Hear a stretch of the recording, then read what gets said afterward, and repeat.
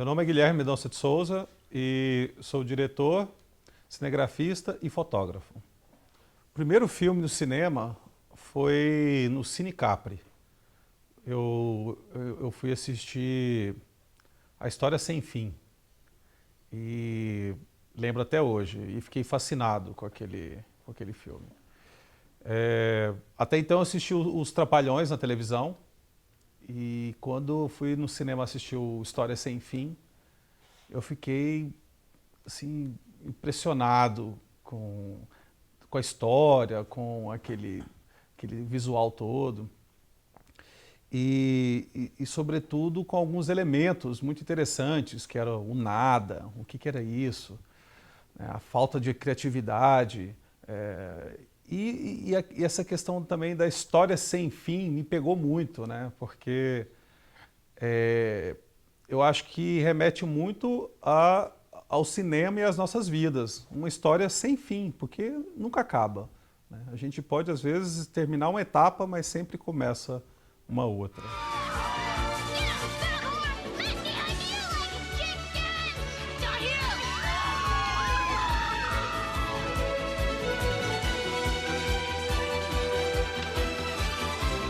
3 cenas que me impressionaram no filme. Uma é de um cachorro alado, que o garoto ele sobe nesse cachorro e esse cachorro voa pelos céus. Então aquela cena me impressionou. E é um visual, inclusive, fantástico, pelo menos para a época, né? E a outra cena foi o Nada, que e quem anunciava isso era um bloco. Era um personagem que era feito de pedra e ele não saía do lugar. Ele era uma rocha, assim, e ele avisava que o nada estava chegando e que ia levar tudo. E aí o nada, ele vem levando tudo, é como se fosse uma grande tempestade, varrendo o mapa. E aquela cena desse furacão, desse tornado levando tudo embora, me impressionou bastante. E a terceira cena foi a cena que o cavalo do Atrio, que é o personagem do livro, acho que é isso mesmo, Atrio o nome dele, né? O cavalo ele se afunda numa areia movediça e morre. E até então isso foi um impacto para mim, até então eu era acostumado com filmes alegres, divertidos, né, com um final feliz, tal. Não que História Sem Fim não tenha um final feliz, mas é que até então eu não tinha me deparado com a morte.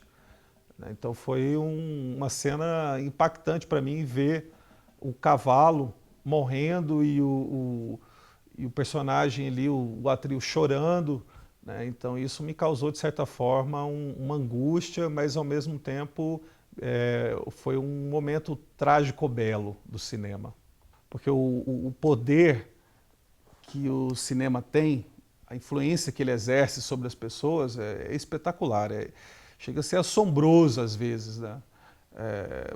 E eu não digo isso só quando criança, até também na fase da adolescência, até na fase adulta, né? A gente ainda se pega se emocionando, chorando e muitas vezes sentindo o próprio herói do filme, né?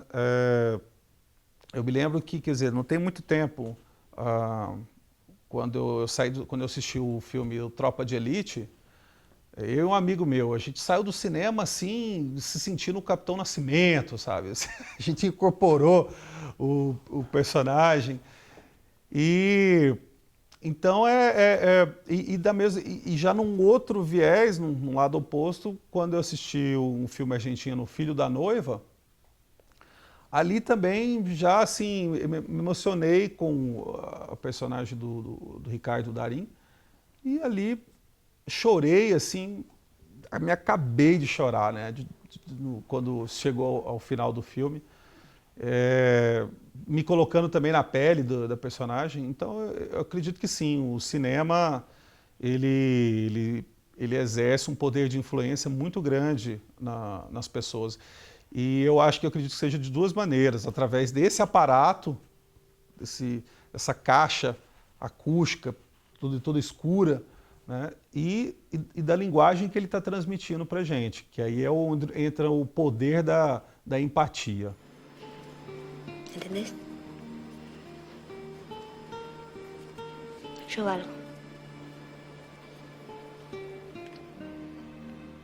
Eu tenho assim uma admiração muito grande pelo o Walter Salles e o José Padilha. Mas para mim o número um é o Fernando Meirelles. Ele para mim assim ele me impactou logo no Cidade de Deus. Aliás, antes do Cidade de Deus tinham Domésticas. E eu gostei muito desse filme, assim, pela singeleza que ele trabalhou. E em seguida veio o Cidade de Deus, que foi um estrondo, assim, para mim. Ele transformou, assim, meu modo de ver, não só o cinema, mas também a realidade, de certa forma. E ali eu acho que ele inovou muito, assim, na técnica. Ele foi bastante elogiado, mas também foi bastante criticado. E ele trouxe ali, assim, eu acho que ali ele deu ele rompeu, ele causou uma ruptura com a questão das artes cênicas, com a questão da atuação, que vem com um belíssimo trabalho da Fátima Toledo e do Guti Fraga, que fizeram todo aquele trabalho com os meninos lá no morro, né? Então ele trouxe isso, que aliás, assim, a Fátima Toledo já havia trabalhado dessa forma no filme Pichote, que também foi bastante impressionante. Mas o Cidade de Deus ele me pega mais, assim, pelo poder que os personagens eles tiveram. É tanto que Cidade de Deus não tem muito tempo, né? Tem assim, vamos colocar aí, uns 15 anos, já tem um tempinho, né? Mas de qualquer forma, assim, nesse tempo, assim, o cinema, assim, eu já estava começando a trabalhar aqui com cinema e mesmo assim ainda me causou um impacto tremendo no sentido de me impressionar com os personagens, tanto que o Zé Pequeno, eu tinha medo de sair nas ruas e de encontrar com ele. E que me lembrou que quando eu assisti, quando eu era pequeno também, quando eu assisti na TV o filme O Predador, do Arnold Schwarzenegger, e aí tinha o monstro, né, o alienígena, que ele camufla no meio da selva. E aquilo eu fiquei impressionado, né? E nem foi no cinema, eu assisti na TV, uma televisãozinha bem mequetrefe, ruim, lá no colégio. E mesmo assim eu fiquei com medo de encontrar com um predador, de repente, no meio de um bosque ou até dentro de casa. E é engraçado, porque aí, eu assistindo o Cidade de Deus, eu também fiquei com medo de me topar com o Zé Pequeno. Então, assim, isso se deve muito a esse poder, essa técnica de trabalho que ele transmitiu, essa verdade que ele passou ali. E desde então, eu venho acompanhando tudo que ele faz. Tá? Depois ele lançou o Jardineiro Fiel, né, que eu também achei um assombro, assim, foi fantástico. E sobretudo porque ele toca também em temas bastante delicados, né, algumas vezes polêmicos e de difícil execução, porque o Cidade de Deus, quando ele fez aquele filme, muita gente falou assim, você foi bastante corajoso de ter feito esse filme lá no morro e tal, mas por ter lidado com os traficantes, e realmente toda a produção teve que lidar com os traficantes e tal, mas ele depois no segundo filme, que foi no próximo filme, que foi o Jardineiro Fiel, ele teve que lidar com grandes corporações da indústria farmacêutica mafiosas, e que inclusive foram até ele para poder eliminar o jogo ali, né? Mas a produção dele conseguiu limar ali, conseguiu filtrar, e ele não ficou sabendo disso aí só depois. Eles conseguiram blindar o Fernando Meirelles. Então, assim, então ele tocou num ponto bastante conturbado ali, né? Então eu acredito assim que o Fernando Meirelles ele toca em assuntos bem, bem complicados e trabalha dentro de uma técnica cinematográfica que me impressiona, assim, uma linguagem cinematográfica que me atrai bastante. Ó, o diretor estrangeiro, eu desde o início eu sempre gostei do Steven Spielberg, né? Foi aquela coisa dos efeitos especiais, do mundo, de um mundo fantástico, um mundo da imaginação. Então, o Spielberg para mim foi a minha, digamos assim, minha primeira referência, porque até então eu nem sabia que um filme tinha um diretor de cinema, né? Eu só prestava atenção na história e na trilha sonora. Sempre gostei muito de trilha sonora. Eu saía cantando as trilhas sonoras do filme. Para mim era muito isso, assim, se um filme para um filme ser bom, ele tinha que ter uma trilha boa para poder completar, né? É tanto que o Guerra nas Estrelas, eu saía cantando a música do Guerra nas Estrelas, a trilha sonora, né? O Indiana Jones, o De Volta para o Futuro. E então aí e os atores, os personagens e tal. Até quando eu comecei a descobrir que por trás desse espetáculo todo havia uma equipe. E liderando essa equipe havia um diretor. Então esse diretor, o primeiro que eu conheci foi o Spielberg. E aí fiquei fascinado por ele e tudo mais, né?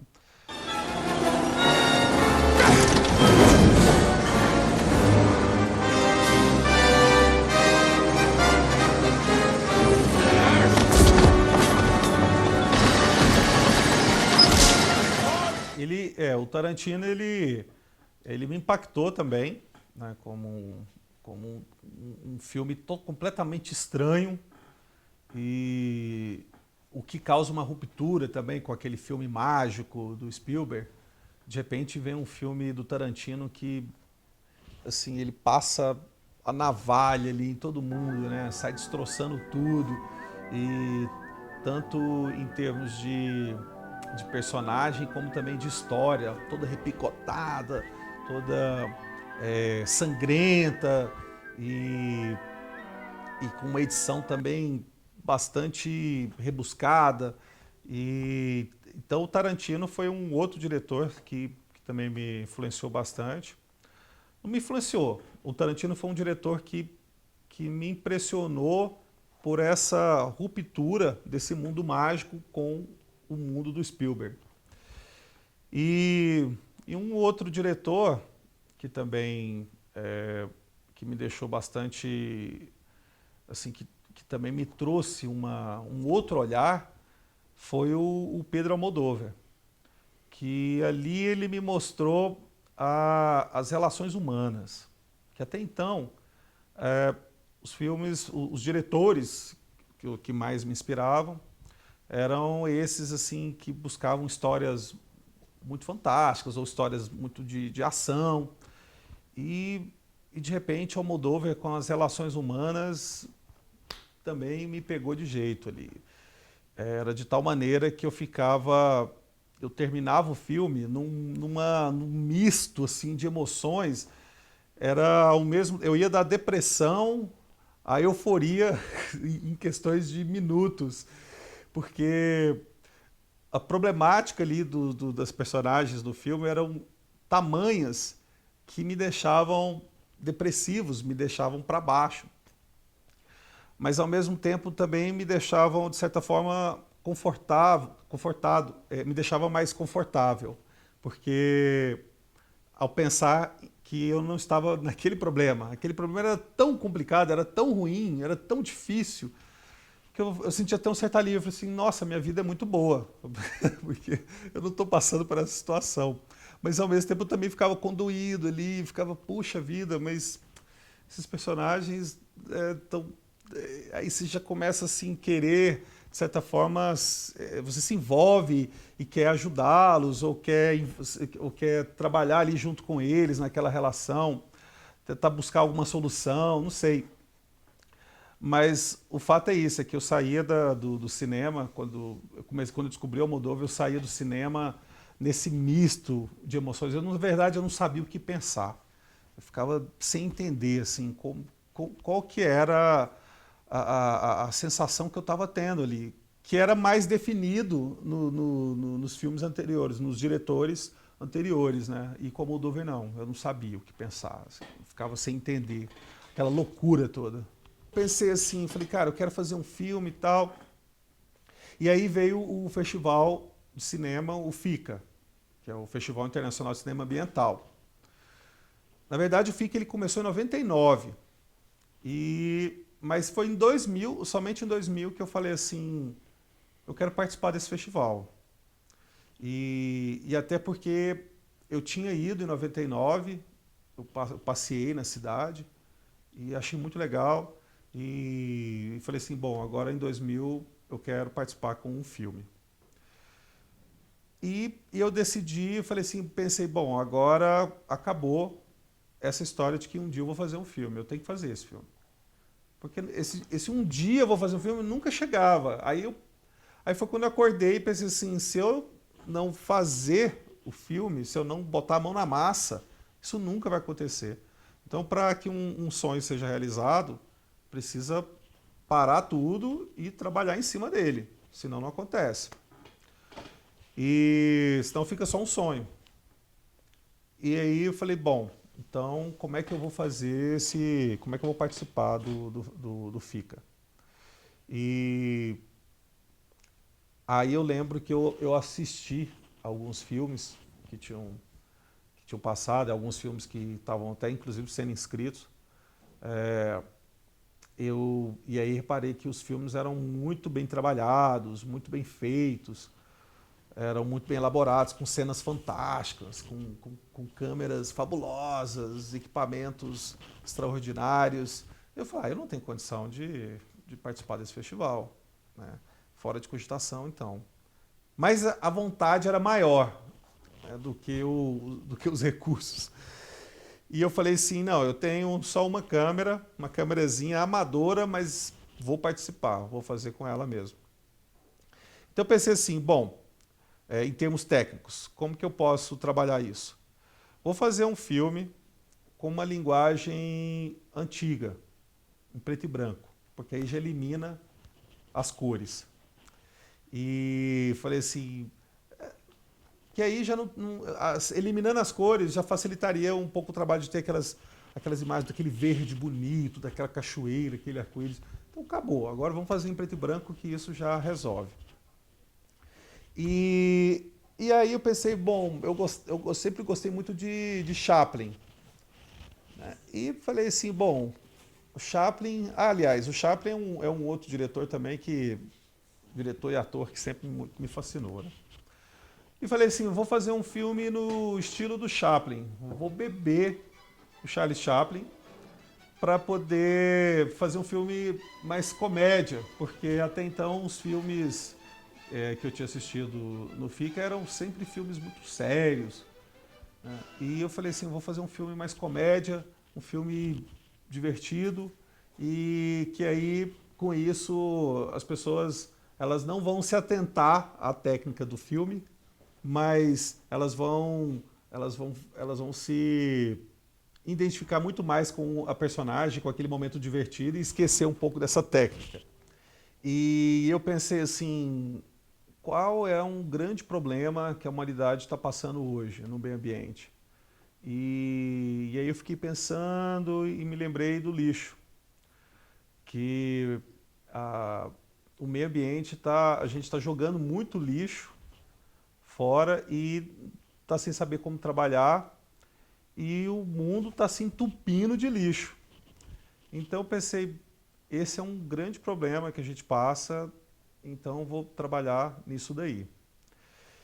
E aí imaginei um gari que ele, de repente, um belo dia ele acorda e começa a limpar a cidade e de maneira assim obsessiva, de certa forma, mas as pessoas continuam sujando a cidade e ele continua ali implacável, querendo limpar a cidade, mas ele não consegue adeptos, não consegue, ninguém segue ele, as pessoas vão cada vez mais sujando a cidade até que termina num mundo completamente inundado de lixo.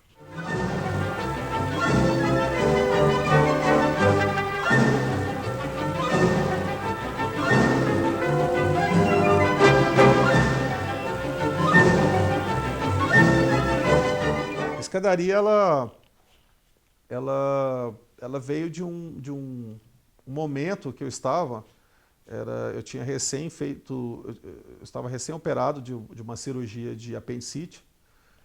Então eu estava de repouso e não podia fazer muita coisa ali. E eu já estava cansado de ficar ali assim no sofá, assistindo na TV, lendo. Aí eu falei, eu preciso produzir, eu preciso fazer alguma coisa. E aí eu resolvi escrever. Falei, bom, vou escrever uma história aqui. E aí me lembrei de um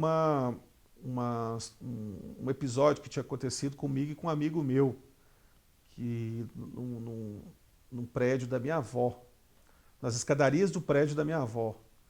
Eu lembro que era uma noite de chuva forte e a gente resolveu apostar corrida nas escadas, com a luz apagada.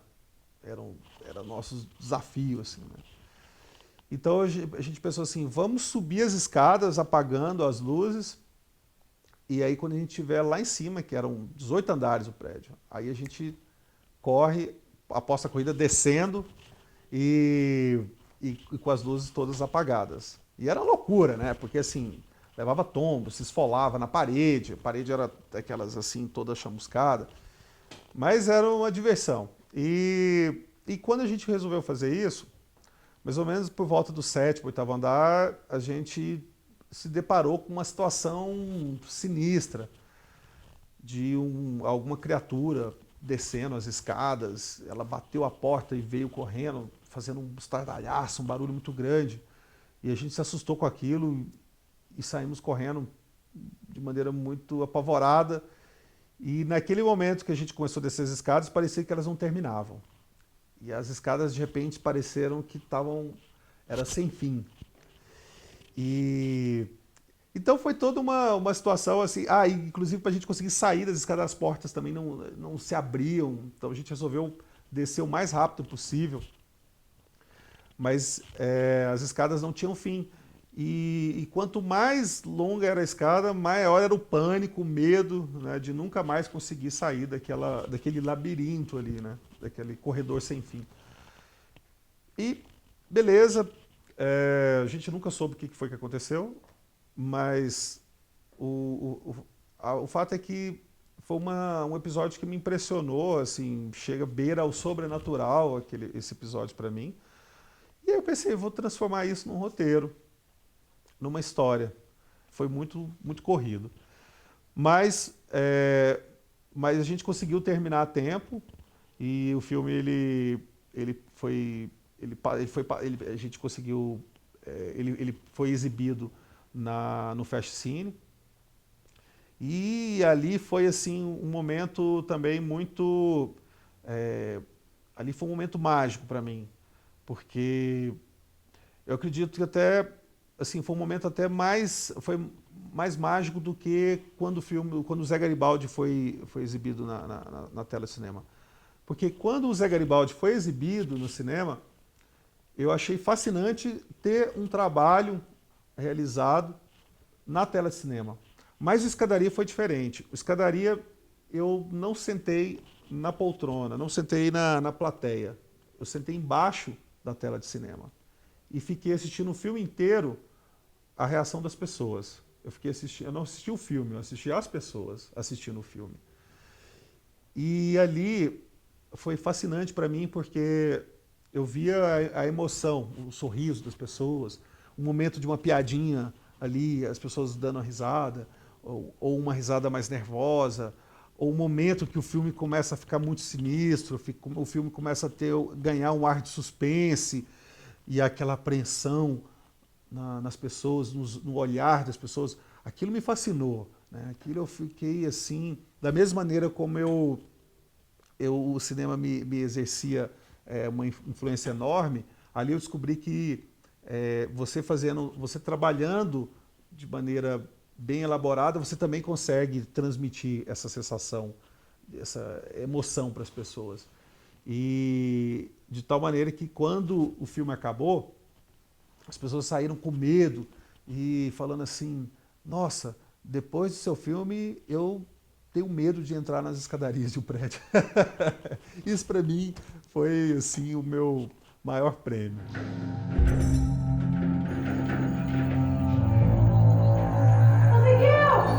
Não!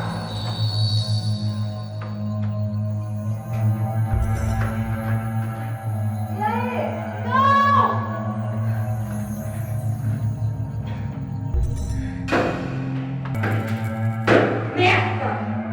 Isso, inclusive foi o Escadaria junto com o 14 Bis já foi muito na sequência.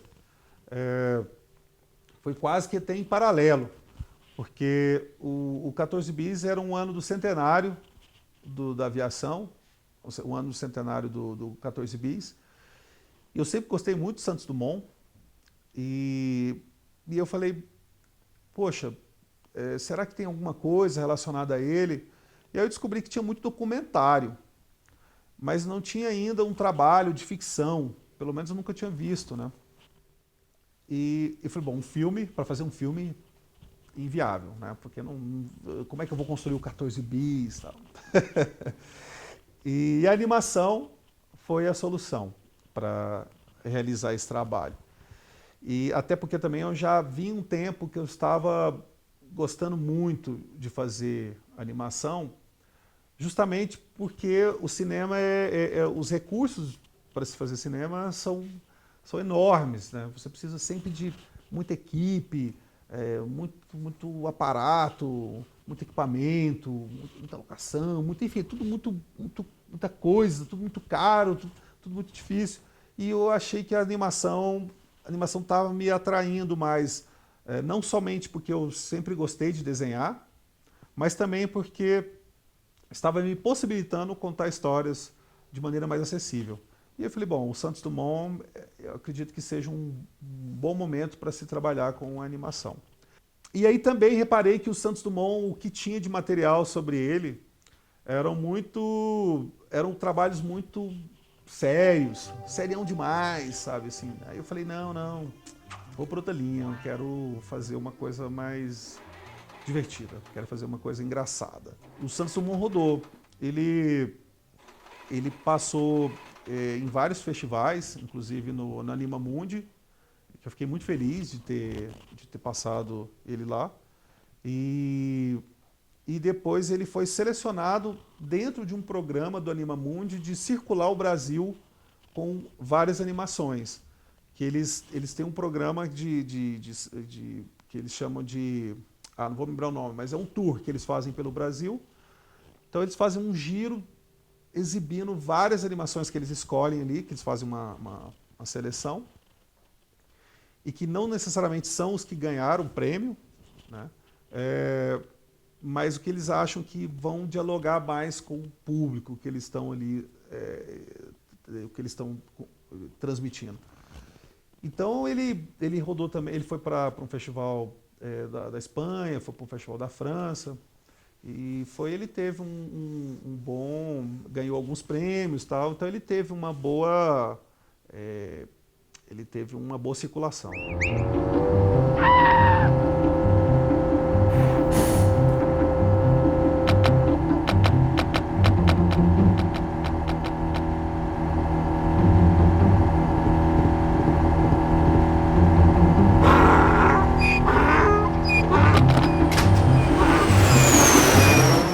Olha, assim, o cinema audiovisual em Goiás agora, ele cresceu bastante. Tanto em termos de quantidade, como também de qualidade. Porque eu lembro que muitas vezes as pessoas falavam assim, é aumentando a quantidade que se tem a qualidade. Eu sempre fui meio pé atrás um pouco com isso.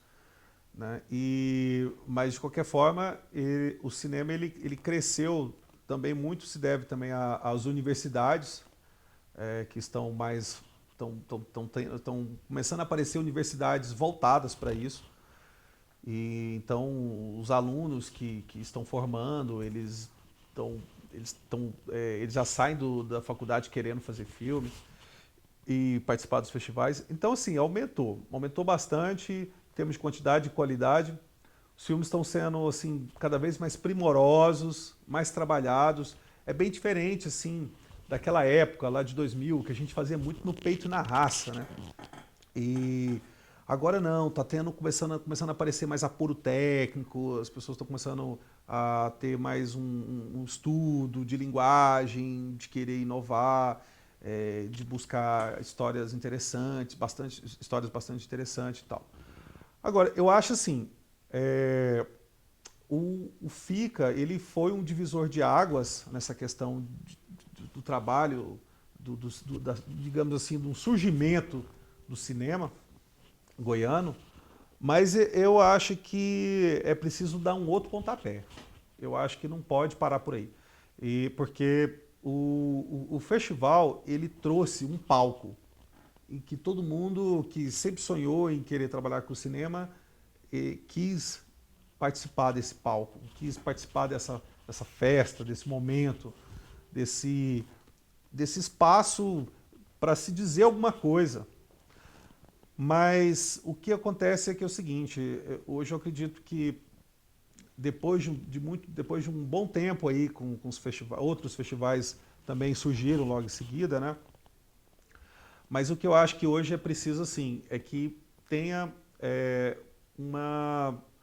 que os cineastas passem a ter mais visibilidade, no sentido de fomento. Porque eu acho que palco a gente já tem. Então, assim, a gente já tem 2 bons festivais, tinha um terceiro que era muito bom, que é o Festicine, que felizmente acabou, que poderia voltar. Mas é preciso agora que a gente repense um pouco mais isso, que pare de se pensar tanto nos festivais e comece a se pensar um pouco mais nessa produção dos cineastas goianos. Que as políticas públicas comecem a ser voltadas mais para que tenha mais assim fomento para essas produções. Porque muitas vezes o cineasta ele faz um filme com dinheiro do próprio bolso e quando não é através de editais, né? Porque agora tem os editais que auxiliam bastante. Mas muitas vezes é isso, assim, o cineasta ele faz o filme no peito e na raça, como era naquela época que a gente fazia, porque naquela época ainda nem tinha leis de incentivo, e ele faz o filme no peito e na raça, com dinheiro do próprio bolso, depois ele vai lá e exibe o filme, ele pode às vezes ganhar ou não, e se ele ganhar, ótimo, mas muitas vezes o valor do prêmio ele não se paga, ele não paga o salário dos atores, não paga o salário das pessoas, o que às vezes, no máximo que às vezes ele pode fazer é pagar uma ajuda de custo, ou seja, ele pode às vezes empatar no custo que ele teve ali. E então isso não ajuda o cineasta a continuar. Ele vai no primeiro instante, ele faz um filme, mas depois quando ele percebe que aquilo não tem viabilidade financeira, ele para, ou ele vai fazer outra coisa, ou ele fica ali tentando os editais públicos, né, de incentivo.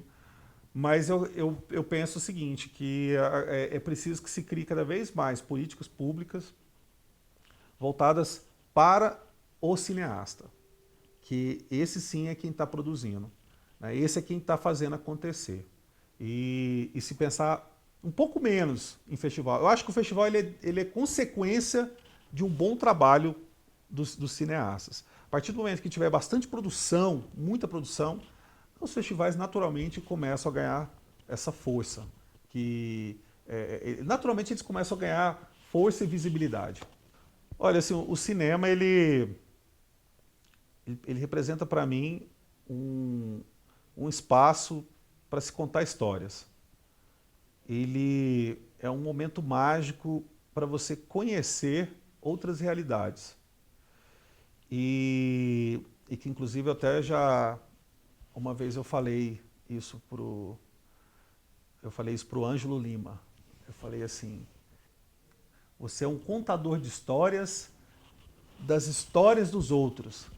Porque a partir daqueles filmes, é o que eu fico conhecendo a história das pessoas. Né? Então, o cinema, ele traz isso, ele traz esse espaço para que a gente conheça a realidade, a vida, outros universos, que até então a gente não conhecia, e isso traz uma empatia, isso traz uma mudança no comportamento, que até então, de repente, se eu vivia de uma maneira, se eu pensava de uma maneira, eu falei, poxa, conheci a realidade daquela pessoa, agora eu não posso mais pensar dessa maneira. A partir de agora, muda a programação. Né? Então, isso é fantástico. E através dessa possibilidade de se contar histórias, eu também eu percebi o quanto isso é impactante, que ele influencia não só nessa programação mental das pessoas, como ele pode transformar o meio que você vive, porque quando eu assistia o filme do Luiz Eduardo Jorge, que é o Passageiro de Segunda Classe. Aquele filme, ele é extremamente difícil, angustiante, ele não é fácil, assim, não é um filme para você se divertir, nem nada disso. Não é de entretenimento, é um filme que você tem que ter um estômago forte ali para poder assistir. E esse filme, a partir do momento que ele foi exibido, ele causou um impacto profundo nas pessoas, de tal maneira que o sanatório foi fechado a partir da exibição daquele filme. Foi um alerta para a sociedade. Poxa, não dá para a gente continuar dessa maneira. Então é preciso que se feche essa loucura que é que se feche aquela instituição totalmente desumana. Ali eu percebi que o cinema ele tem esse poder transformador através das histórias através das histórias que se é contada.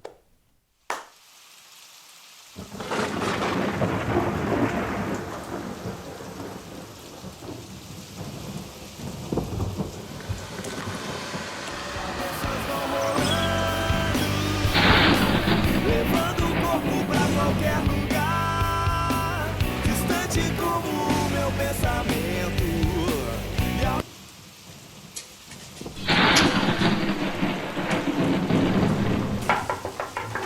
Sim, boa noite. Boa noite. A gente quer ir lá na casa da Vanessa. Ah, sim, já está esperando. Obrigada. Alô. Oh, que chuva. Nossa, caiu toda molhada. Que horror. Tudo. Ainda pisei na poça d'água. Ai.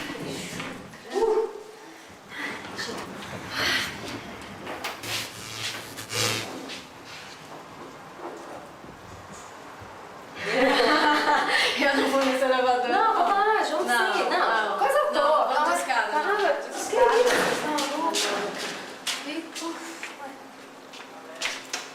Onde é a escada? Aqui, achei. Nossa, esse escuro. Porém. Ah, sei lá. Fica perto da porta, geralmente. Procura aí. Deixa eu ver. Aqui. Ah, achei. Nossa. Vambora, né? Subi 7 andares. Bem que a Vanessa podia morar no primeiro. Podia. Mas eu prefiro de escada, porque eu tenho maior neuro de elevador. Neuro de elevador. Cara, eu detesto lugar fechado, ainda mais assim, ainda mais elevador. Ainda por cima sem luz. Lembrei de uma história que aconteceu 2 semanas atrás no elevador, com um amigo do meu pai. Ele apertou o botão do elevador, aí quando chegou ele abriu a porta, aí adivinha o que aconteceu? Nada. Não, mentira. Quando ele abriu a porta, o elevador não tava lá, aí quando ele entrou, caiu. Morreu? Não, ele quicou, saiu voando. É óbvio que morreu, né? Horror. Pois é, seria cômico se não fosse trágico. Ai, cansei. Muito bem. Por que andar que a gente tá, hein? Não sei. Ué, cadê o número? Você contou os andares? Eu não. E você? Vamos entrar aí pra ver onde é que a gente tá, então? Bora. Falei? Gente de elevador? Eu? Não, peraí, foi só... Fê, vamos descer, né? Vambora. Nossa, essa subida me deu um calor. Vou tirar esse casaco. Tá quente mesmo. Tô com vontade de fazer xixi. Na próxima a gente Um entra. gigante aqui, ó. Ai, será que é a próxima? Um sapatinho. Não, só tem esse. Ai, tô morrendo de calor. Nossa. Caramba, parece que a gente já desceu uns 20 andares. É mesmo. Será que a gente subiu tanto assim, hein? Só pode.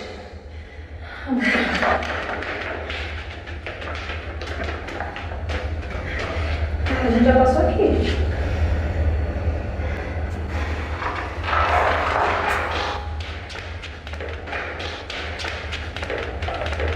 Cara, não tem lógica.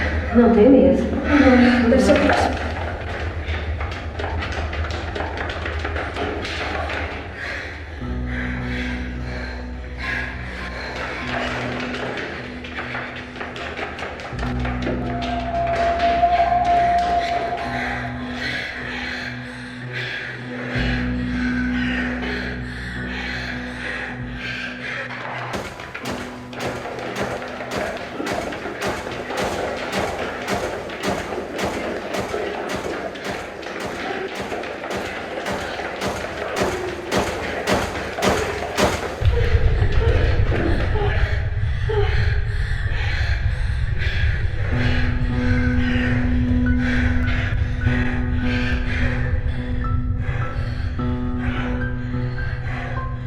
Pô, que merda é essa? Não subi. Subir? Eu queria descer, cara. Não subi, que a gente chegou até no terraço. Faz o quê? Pula? Sei lá, a gente grita. Então vai.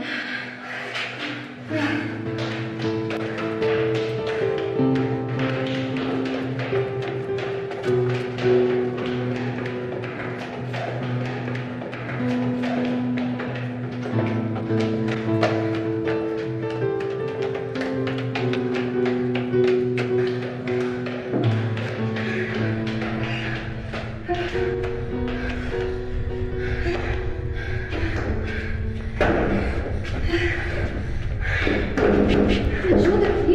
Ai, porra!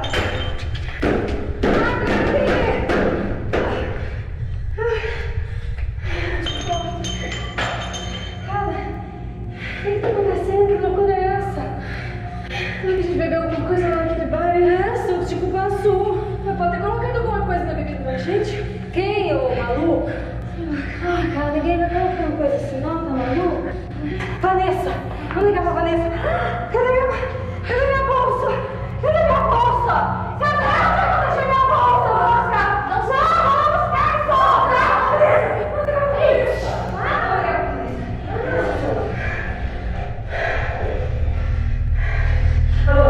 Alô, Vanessa? Alô, Vanessa! Vanessa! Por favor, Vanessa, tá ouvindo a gente? Vanessa! Cara, não escuta! Não escuta! Nada, você ensinar essa merda! Você não carrega celular, não, hein? Não falei pra você não ter telefone pra se ensinar, cara! Vanessa!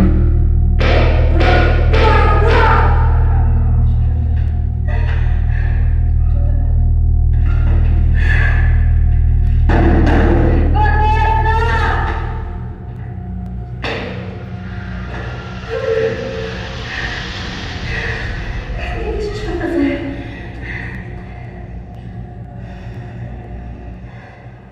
Já sei.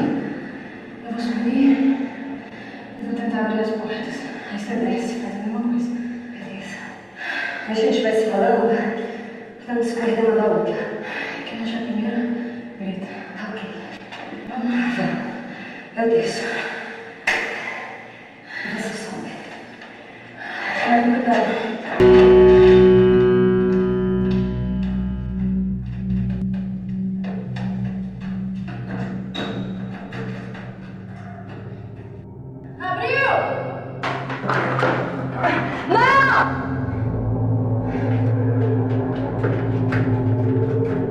Conseguiu?